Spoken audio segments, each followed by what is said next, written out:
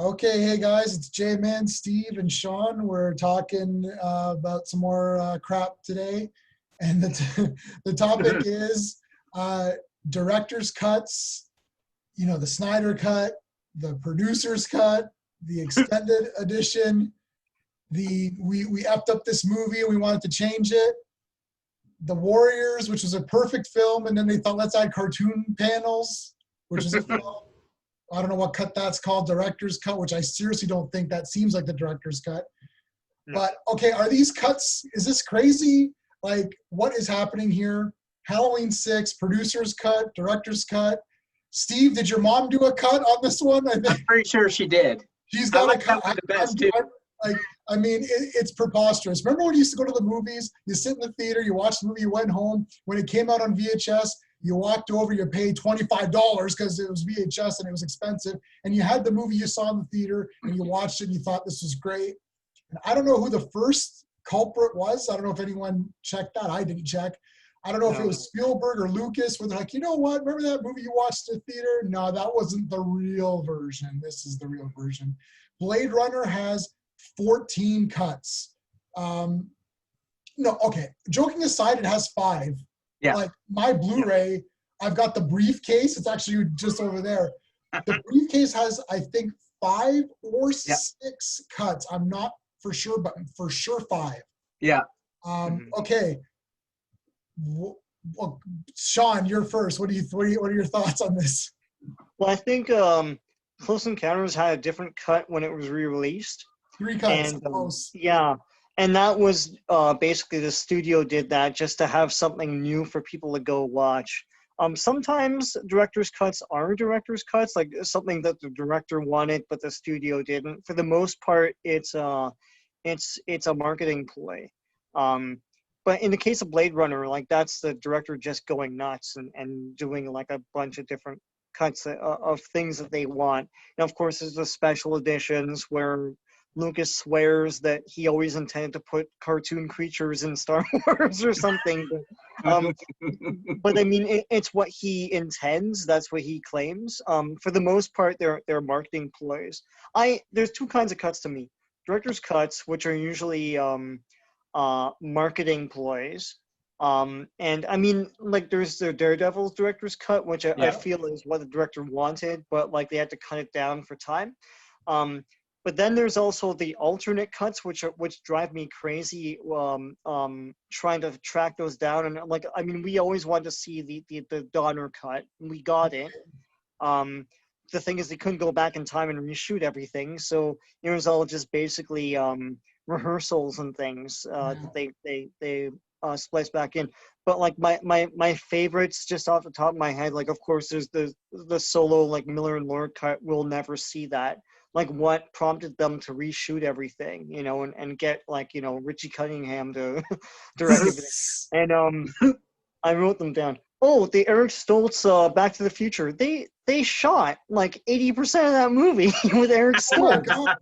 They shot the parking lot stuff. They shot all the stuff inside of the Doc's house. They shot everything in the diner. They shot almost everything, and then they reshot everything with Michael J. Fox. My favorite one, that people claim didn't happen, but I swear it had to have happened, was Smokey Is the Bandit, which was supposed to be part 3. So that was supposed to be a movie where B-Fruity Justice, like Jackie Gleason, was supposed to also play the bandit too. It was a big rumor for years, and Hollywood legend has it that they screened that, so they shot it, they screened it, and audiences were like, "What the hell is this? This is stupid." Right. And then they got Jerry Reed to play the bandit. But there's a trailer for Smokey Is the Bandit where Jack Gleason tells you that, yes, I'm going to be the bandit. I'm going to wear his clothes and stuff and have his mustache. And there's a still of him as the bandit. So somewhere around there, I want to see this movie. I'm the only one in the world. That seems very odd. Yeah. Very odd. But yeah, alternate cuts interest me. Like stuff like that, right? Like what is the Eric Stoltz Back to the Future like? I couldn't even imagine. I saw the pilot for Leave It to Beaver, where it was a different Ward and a different Wally, and it literally scarred me. I'm like, no, I can't see this. And Yeah. I was disturbed to my core because like I know the cleavers like so perfectly. I'm a Leave It to Beaver mega fan. It's like it's like seeing the other actors. I was like, oh, I can't take this. Yeah. Yeah, but director's cuts, I can take them or leave them. I don't like the Amadeus director's cut. Like I love Amadeus. I could watch that for days. The director's cut is out of pace to me. It's a bit longer. Right? It's longer, but like there's something wrong with the pacing of that movie. Like the pacing was perfect when it came out in theaters. It's long, but it's quick paced, and you can even when I was a kid, I could watch that mega movie for days. But the director's cut, I can't take it. It's just weird. It's not good. Yeah. All right. Anyway, Steve, what do you think about all this? I'm not a huge. They're okay as curiosity pieces. It really gets like annoying though when you start to get like 4 and 5 different versions of the movie. Like Dawn of the Dead, there's 4 different cuts of that movie. And I remember when you showed it to me, you told me the best cut to watch was the theatrical cut. Because the other cuts were either shorter or they were missing things, or like the theatrical cut was the best thing.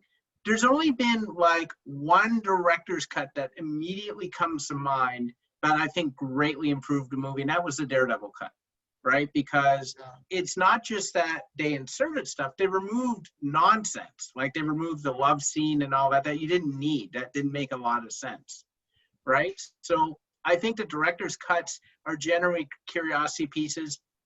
I know we make a lot of fun about them too, because how much longer are they? Like 2 minutes longer. I'm like, who cares, right?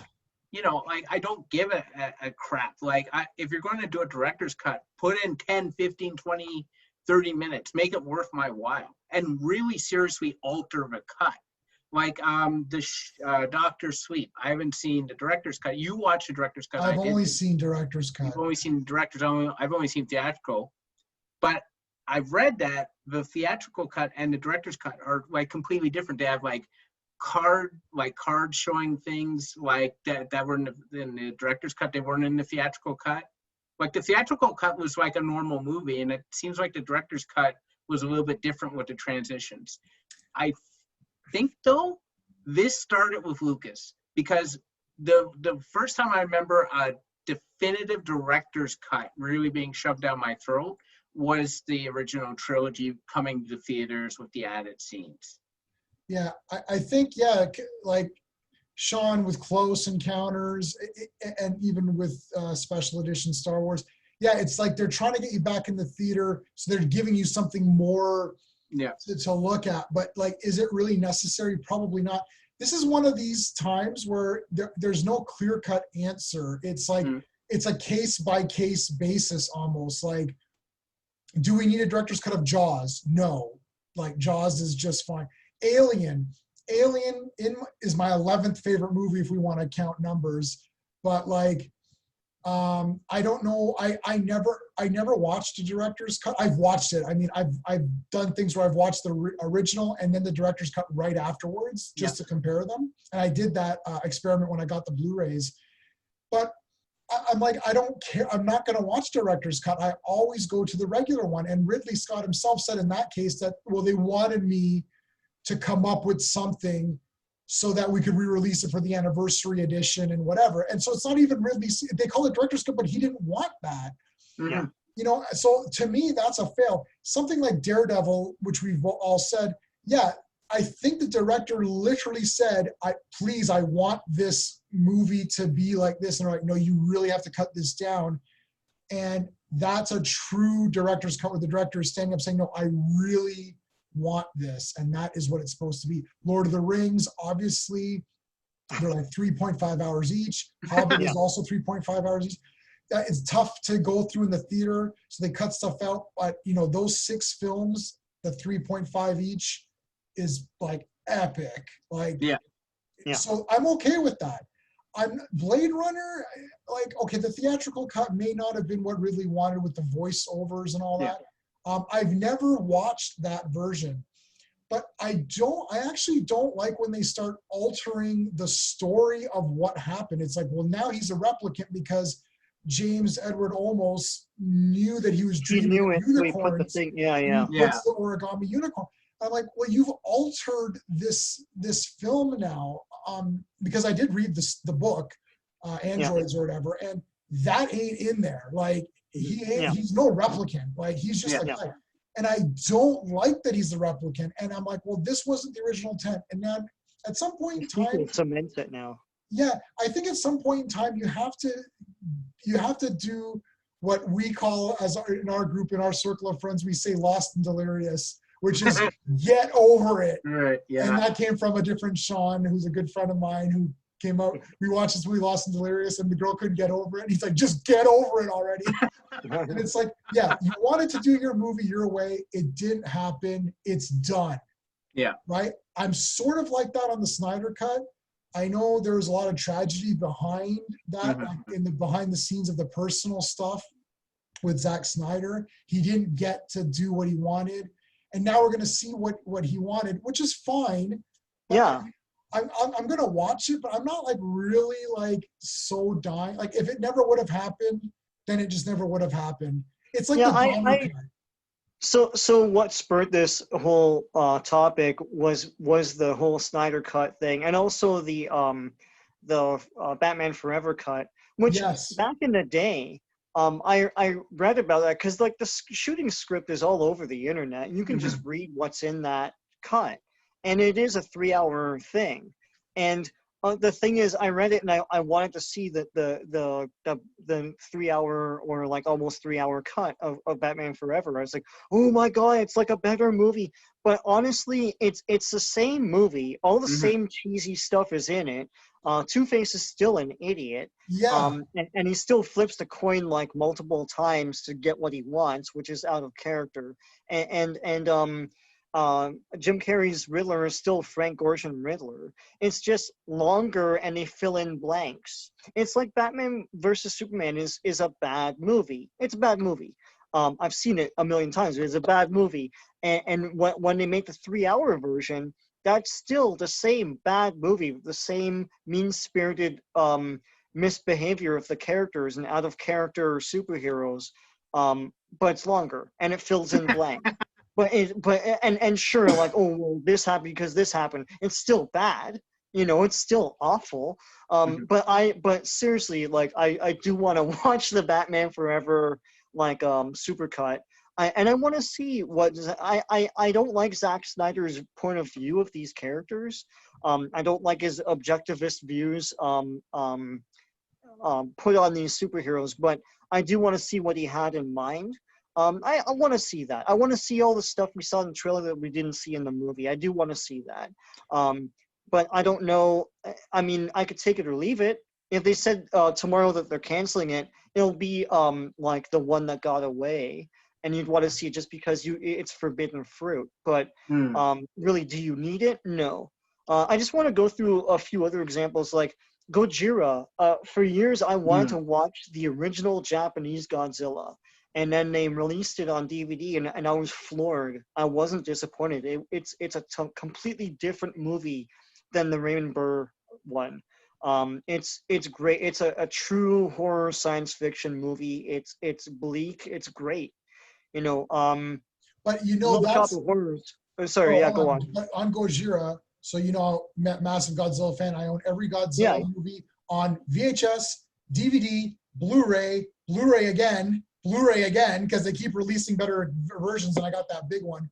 And I can't. That's one where I can't go back now. I can't go back either. Yeah, unfortunately, we have to give praise to the Burr and the dubbing and all that, because that's what introduced it to North America. Yeah, right. But this is one of the examples where the marketing of it was smart to get people to watch this movie. But it was a gateway. Once you got in, and then you got Gojira proper, it's over. Like I can appreciate that movie for nostalgia and for being smart by the producers to do that, to get the audience, to make Godzilla a household name, really one of the most famous creations on the planet because everyone knows what Godzilla is, even if you haven't watched a movie of Godzilla. So that was a good example. Yeah, case by case basis, right? So that makes sense. And yeah, once you see Gojira, it's over. I'm not going back to Godzilla King of the Monsters or whatever. Yeah. Well, the Little Shop of Horrors, the original ending for that, that's another one where I don't think there has been a cut that inserts that ending in, but like I can't go back to that original ending anymore. The theatrical ending. The original ending is great. It's bleak, and I know they couldn't release that in theaters. I know that there was a screening and people didn't like it, so they had to reshoot the ending to make it a happy ending. But the original ending is like the plants take over the world, and it's great, man. So, Steve, do you think the directors got the say? And even if the studio releases a picture that's not what the director wanted, he can go back and say, "This is the cut I want," and then that's the final cut? Or do you think, the theatrical one, that's what we know and that's it now? What are your thoughts on that point? Well, I think it should be, the director's cut should be the cut we see, because we've had this discussion a lot of the time. If you're not going to trust what the director shoots, why are you hiring? Right? Like, they don't hire Quentin Tarantino to make a non-Quentin Tarantino movie, right? If you want to do this movie looks like all the other movies, then you're talking about Marvel, like an MCU movie where Kevin Feige is probably the most important person there because he's the guy keeping it all together. But I think that the director should have the final say. He's hired for that reason, right? And you can still see stuff like, what's it called? The Mist, Frank Darabont. He wanted to do it in black and white. Yep. Thank God he actually got the black and white cut on the DVD. I watched it. It's 1,000,000 times better in black and white than in color. I can't explain why, but it is. And I'm like, you should have just let him do that. The Happening was like burned down by critics, right? Because they're like, this is terrible. Again, M. Night Shyamalan wanted to show it in black and white because he wanted to do it like a 50s paranoia science fiction movie. It would have been way better that way. So I always would have got the joke, I think. Well, that's the thing. Like, that's the problem is that no one would have figured that out except people who like 50s. So we would have liked it, but like, that's it. It was right? jokes, but anyways, that's yeah. I feel strongly that the director, like, the problem is that the director's cut should really be the cut we see. That's why they're hired. They get these know-nothing people. Sorry if you're watching it and you're one of these know-nothing people, but they get these know-nothing people in to do a screening, and they leave the comments, and then the studio starts cutting and interfering. I'm not saying that the director shouldn't be edited, right? Star Wars would have been a far worse film if they hadn't edited it. A Million Ways to Die in the West, someone should have edited Seth MacFarlane large in that movie. But I feel like the director should have cut. And like, as far as the Snyder cuts and the Schumacher cut and all of that, like, the thing I'm going to say is that the problems I have with that movie will still exist. People seem to think the Snyder cut is going to be like, Zack Snyder's shot a whole different movie, like from beginning to end, and Joss Whedon reshot it. Well, I don't believe that's the case. Joss Whedon just did reshoots around what Zack Snyder already shot. I'm willing to wager that most of the problems people had with Justice League will still exist in the Snyder cut. It'll just be maybe better told. Yeah, they will. So, okay, so Sean, if we're saying directors got the final say, how many chances does the director have? Because there's the director's like, okay, let's say the director approves this movie. So pick any movie you want, 300, great movie, right? Okay, Zack Snyder says, this is the movie I want to present. They present that movie. Then 10 years later, he's like, no, this is what I really wanted. So is this, just trying to drum up more, more money? Well, in most cases, the movie is the studios, not the directors. In George Lucas's case, they were independent movies. They were his movies, so he could do what he wants. But Zack Snyder can't do whatever he wants. So he gets his chance. I mean, now we're getting into who owns who owns this? This is the Alan Moore Watchmen. Alan Moore wanted to kill off or use first I think he wanted to use the DC heroes, and then they're like, well, use the Charlton heroes, Blue Beetle and Question and whatnot. And then they're like, well, we're going to kill the Question, and it's like, well, that sucks. We don't want to kill Question. So they're like, and then he's like, well, then I'll just make my own guys. But then now he doesn't own those guys because they're DC property. Then you get into guys where it's like Liefeld is getting paid every time we say Deadpool. I just gave Liefeld $10. Deadpool, Cable, Domino, Deadpool, Star. It's like boom, boom, boom. So he's got royalties on that. And then you got guys like, Neil Gaiman, Sandman, right? Like, I think that's his guy. They can't just put Sandman in a thing. So who owns the movie? The studio owns it, I suppose. Now they have to. They have to. They paid the money.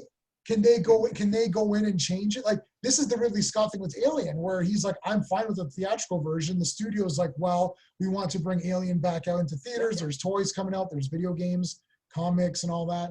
Can we do something? Can you go back in and re-edit it? And I'm wondering if Ridley Scott said, nah, it's perfect the way it is. I don't want to add anything. Well, what happened to Dallas? And maybe we could show that, or, and it's like, and he's like, no, I don't want that. And then they would have said, well, too bad we're doing it anyways. Or would they have said, or they'd be like, okay, we'll release it as is. I don't know. Well, the studio owns it. Like, that's definitive. Like, I put ownership of who's paying the money for it. So by the same token, if you go out and buy a DVD and then you go and take red marker, let's say you buy, like, I don't know, Star Wars, and you take red marker and mark all over the cover. Well, that's now your cover. You've paid for it. It's your cover of Star Wars with the red marker on it, right? The studio's paid for it. Same as like with Watchmen. Well, if DC paid Alan Moore to write Watchmen, then they own Watchmen. That's just it. Like, so the director has the ability to Alan Smithy. Yeah. If he doesn't like it. But then you get something like Halloween 6, which I actually prefer the theatrical cut because that movie's a disastrous mess. Yeah. And the theatrical cut is a disastrous mess with gore and killing. Yeah. And the producer's cut is a disastrous mess with a boring circle that Michael Myers is trapped in. So I don't know why people thought this producer's cut was like, the cat's ass or whatever, but it sucks. Anyways, but let's pretend it doesn't suck. Like, this is now where the director did his thing, and then he put Alan Smithy on there because he's like, well, I don't like what you guys have done with it. And the producers came in and said, well, we're going to give this cut, which is better. And you're just like, I'm lost. Like, what am I supposed to want? Like, if your buddy comes over and it's like, okay, let's do the Halloweens. You watch 1, 2, 3. Yes, you watch part 3, 3, 4, 5. And then you get to 6, and then you're like, oh my God, I don't know what am I going to do? You gonna toss a coin? Like, or you put, or do you just put in the one that you liked in the theater? I don't know. Like, well, I think you have the ability to just say, yep, it ended with 5. Well, what about 6 and 7? And like, no, it didn't exist. You can't get it. You can't. No, you're watching the friggin' Thorn trilogy or whatever. And you got to finish that. We've got the option, so that's fine, right? Yeah.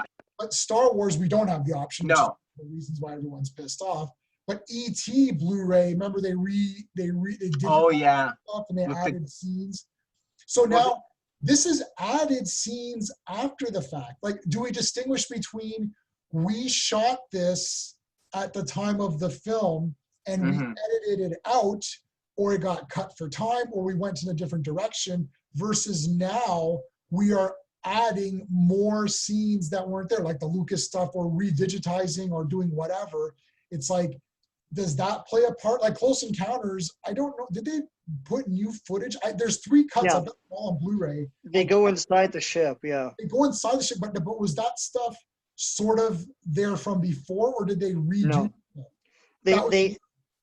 That was the big selling point, that they added more stuff at the end. Because at the end of that movie, like, you see different kinds of aliens and stuff, and but I think there is a scene where they go inside the ship, or at least they show inside the ship. We for sure do. In the re-release version, not the theatrical. And now it's hard to tell which is which. I mean, we were like babies when that movie came out. So I don't even really know which one came first. All I have is the internet, and I have to look it up, right? So.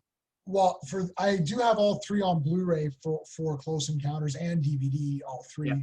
Yeah. And I think I'm gonna say I throw in the second version. Like the second one that came out where they added those scenes. I like seeing the ship. I know some people are like, well, I don't know. I'm like, well, I want to see the ship, like whatever. But I don't think it destroys the movie. It's not like where the Jabba the Hutt sequence in Star Wars really barfs. It really shits the bed because it's so awful. And it repeats the dialogue of the Greedo scene, which was shot to make up for the fact that there wasn't going to be the Jabba scene. So Greedo explains it, and then Jabba explains it. And I thought you were at first. I thought you were referring to the special edition version of the Jabba's palace, where the band is singing a brand new song. And that's horrendous. Oh no, that's horrendous garbage. Yeah, Return of the Jedi has been shot to shit in my mind. It's the worst. It's the worst one of the special editions. Yeah, it's the worst. That entire song is barf. The ending of the changing the Ewok song is super barf. Yeah. I oh god, and then that like where she's like yeah, why? Yeah. What is happening? The Jabba parts, we could do a whole video on that. The entire is like one of the best things ever made until this special edition. Yeah. It was scary shit. Like when that thing came out to grab 3PO and he's like, how I was fucking scared, man. I'm like, holy shit, that thing, what's going on in that cage? And then when the Rancor came out, I was like, screw this thing. I was like, this thing needs to die. Like, you know, and then that fat guy's crying over him. Like, screw you. That thing is, I like that he's crying over it because it's actually really genius. But that was scary. Now they've turned it into a puppet show. It's a fiasco. It is so awful. It's the worst atrocity of Lucas's special editions, but somehow he's going to come back and save Star Wars. Anyway, different topic. But that was kind of a fail. But see, I think it's got to be a case by case basis almost, because like we're giving examples of, I like this one, but I don't like this one. Yeah. It's case by case. Art is subjective, you know, so it's got to be case by case, right? Yeah, there's no general rule. Yeah. No, there is not. I mean, but like, I think that, you know, like if the narrative is like just totally thrown off, like if you watch a movie and it makes zero sense, you can't help but like wonder in your head, I'm like, did the director okay this? Is this what he shot? Or is this what the studio sort of mismatched by cutting this out and that out, and this didn't test well and that didn't test well? You know what I mean? Like, I think that if a movie's like great, I don't really see the point of a director's cut, because what's it really going to add? But if the movie was like garbage or like just didn't make any sense, then I welcome a director's cut. Maybe you can make it half usable. I'm not going to say you're going to make it good, right? Because there's only so much you can do. Yeah, that's true. Yeah, like adding 15 minutes is not going to fix, you know, like Suicide Squad or whatever. Yeah. Rearranging that movie. Like, why issue a director's cut of Amadeus when it won Oscars? Yeah, correct. Yeah, I agree. What are you doing here? Yeah, let's do a director's cut of Ben-Hur. Like, let's make it 45 minutes longer than it already. Like, I mean, and I want to take it back to the Warriors only because I really, and this one's not available on Blu-ray either. Warriors is in my top 20 favorite movies. I love it. And then when they came out with the director's cut, and the director says he wanted this, but I have a feeling that he's lying or something, because they've got this comic book part of the beginning. I don't know, have you guys seen the comic book part? Yeah. Yes. You've seen that? Yeah. And it's just weird. Yeah. And I think they're trying to make it appeal to younger people by saying, well, you know, this, this will make people accept it more because it feels like a comic book and not like this is supposed to be gritty real. But I always figured it was in like somewhat of a fantasy world anyway. Like I never felt that it was like, this was supposed to be a hardcore gritty tale of what's happening on the streets right now. Like it always felt like a heightened kind of reality or something. And that's fine. Now, before one other thing, we got 10 minutes left, and I want to mention something else. What about the music? What about something like Legend where they changed the music, or right from Tangerine Dream Yeah. You know, and it's like, how about that? What if it's the same movie, but they flip the music around? That irritates the crap out of me. I don't like it because the music is picked for a reason, right? Like if they pick a song and it makes no impression on me, I don't care if they change it. But if they pick a song and it's really good and it fits, like if they flip the score and say, like, let's say they rewrote the score for Speed, which I think is one of the best scores there is. If they rewrite the score, I'm done. Because I really love that score, and I'm like, this is like it's not the same movie. Like I can't watch it the same way. Yeah. So it really depends on, to me, the opinion of, did I notice the music? Did it make an impression on me? I haven't seen Legend, so I can't speak about that one specifically. But like, it even irritates me if like WKRP in Cincinnati, they couldn't use the music because they couldn't get the licensing. Yeah. That irritates the living hell out of me because it's a radio station. Well, the jokes don't make sense around the music that they're playing. They're referring directly to some of the music, and it doesn't make any sense anymore. So yeah. Do either of you have that? I do. You have that WKRP. Yeah. So what? Okay, I'm very curious. Like, what did they do? Do they just play different music? I don't get it. Different music. Yeah. Wow. Yeah. It's like Birds of Prey, the Birds of Prey television series. Yeah. Yes. They had that song, that Revolution. It's the Revolution, that one. I liked that song. I liked it too. Actually, I missed it. Yeah. That's not on the, and I was very shocked when I put in the thing. I'm like, hey, the music's gone. And that was like, I was stunned. And even the Batman Adam West, that's what held it up from release for so long, was the music rights. Yeah. If you don't have the music in the Batman television series, you're done. You may as well not even watch it. Like, don't even bother. Well, I mean, even the box, if you push the button, it does the song. It does the song, yeah. I mean, there's certain iconic soundtracks that, like, you mess around with them, you're done, right? Like, if you really like the soundtrack and they change it for whatever reason, we couldn't get the rights, or we don't, we thought this fit better, you're over, right? Like, I'll pick Titanic. That has a pretty good score. Is that the same movie with a different score?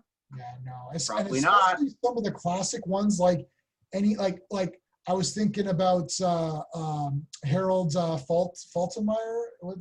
Where he did Beverly Hills Cop. Oh yeah. Cuffs. Top Gun. Fletch. Golden Child. Like, and we know, like, I love Cuffs, the movie and this, like the theme of George Cuffs or whatever. And like Harold was like one of these composers where you could tell his music immediately, and the theme fits with each guy so precisely.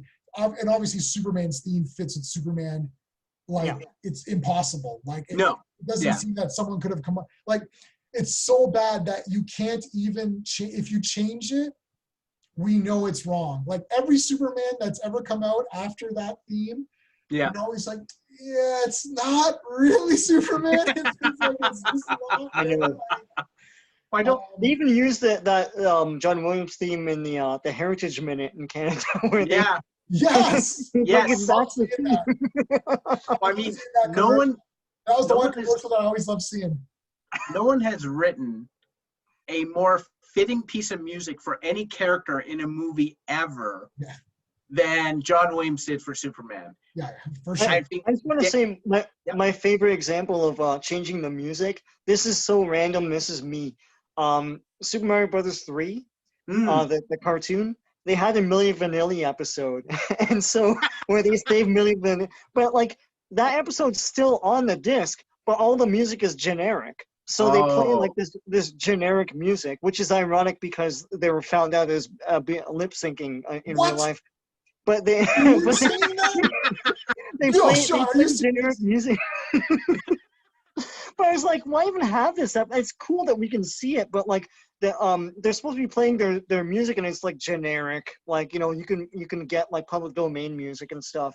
And the Mario Brothers are like dancing to it and stuff. It's hilarious. Anyway.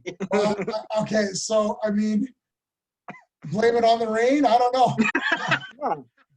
But whatever you do, Don't put the blame on you. Okay, so yeah, I think this is one of these weird topics where I don't think we've come up with an answer today. No. The answer is that we don't know. Yeah. The answers aren't as subjective, and Yes. sometimes it's good and sometimes it's bad. We Sometimes don't- these are marketing ploys, sometimes they're not. Right. So, yeah, we don't want 5 Blade Runners, No. but we're okay with a second Daredevil. Yeah. You know, I think time will tell on all these other ones, Snyder, Batman Forever. Batman Forever is a silly mess. So if the rest of the footage is just silly mess, then yeah. the I want to Snyder see that cut- man-bat creature thing. Yeah. That's cool. Yeah. The Snyder cut, which brought up this topic, is it's marketing itself a little bit like we're gonna fix this movie. Yeah.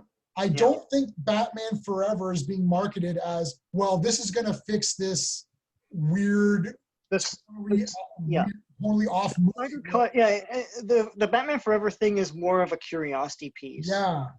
The Snyder cut is a marketing tool for HBO Max. That's Yeah. all it is.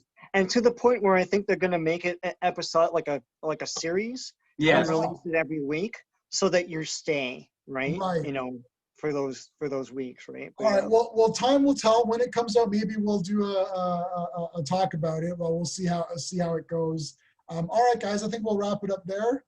And Milli Vanilli, they're liars.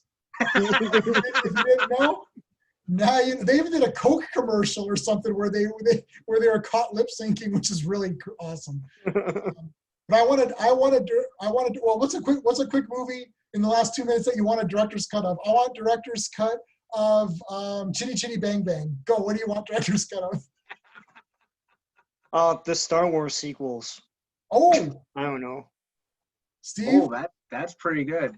I would like a director's cut of the Indiana Jones movies. All right.